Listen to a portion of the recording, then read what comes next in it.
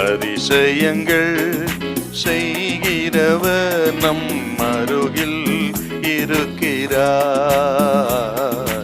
அற்புதங்கள் செய்கிறவர் என்றும் நமக்குள் வசிக்கிறார். தானியேலின் புஸ்தகம் 9ஆம் அதிகாரம் 1 முதல் 3 வசனங்கள்.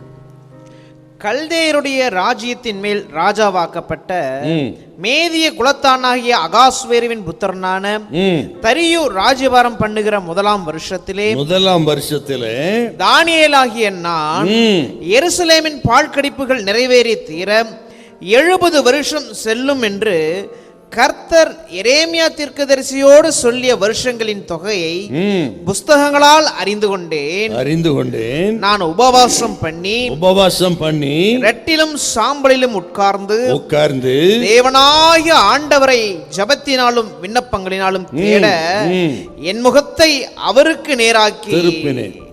இஸ்ரவேல் ஜனம் 70 வருஷம் பாபிலோனில் சிறைப்பட்டு கிடக்கிறார்கள். அவர்கள் விடுதலையானதுக்கு காரணம் பக்தன் தானியேலின் இந்த ஜெபம். எரேமியா புஸ்தகத்தை வாசிக்கிறார்.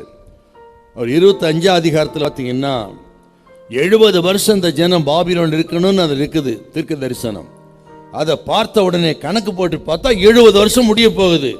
உடனே பக்தன் தானியேல் முழங்கால் ஊன்றி உபவாசம் பண்ணி என் ஜனம் இந்த சிறையிருப்பிலிருந்து விடுதலையாக்கூடிய காலம் வந்துவிட்டது என்று முழங்கால் ஊன்றி 81 வயசு தானியேலுக்கு முழங்கால் ஊன்றி உபவாசம் பண்ணி ஜெபித்த ஜெபத்தின் விளைவு. எஸ்ரா 1:1 வாசித்து பாருங்க. ஆண்டவர் கோரேசின் ஆவியை எழுப்பினார், அந்த ஜனத்தை பாபிலோனிலிருந்து விடுதலையாக்கினார்.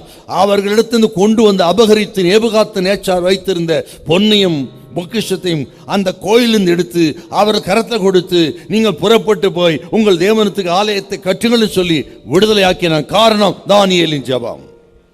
காலத்தை அறிந்து ஜெபித்த தானியேலின் ஜெபம்.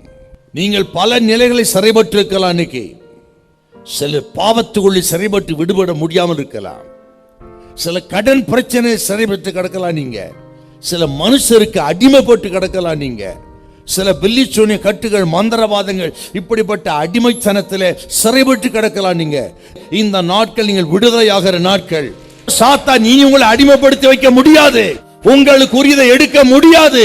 இந்த நாட்கள் வெண்கல கதவை உடைத்து இரும்பு தாழ்பாலை முறித்து அந்த காலத்து பொக்கிஷத்தை உனக்கு கொடுக்கிற நாட்கள். ஒன்று குறையாமல் நீ திருப்பிக் கொள்கிற நாட்கள் இது. உன் ஆரோக்கியத்தை திருப்பிக் கொள்வாய், உன் பொருளாதாரத்தை திருப்பிக் கொள்வாய், இழந்ததை நீ திரும்பிக் கொள்வாய். இந்த நாட்கள் சிறையிலிருந்து விடுபடுகிற நாட்கள், விடுதலையின் நாட்கள் இது. ஹல்லேலூயா, ஹல்லேலூயா.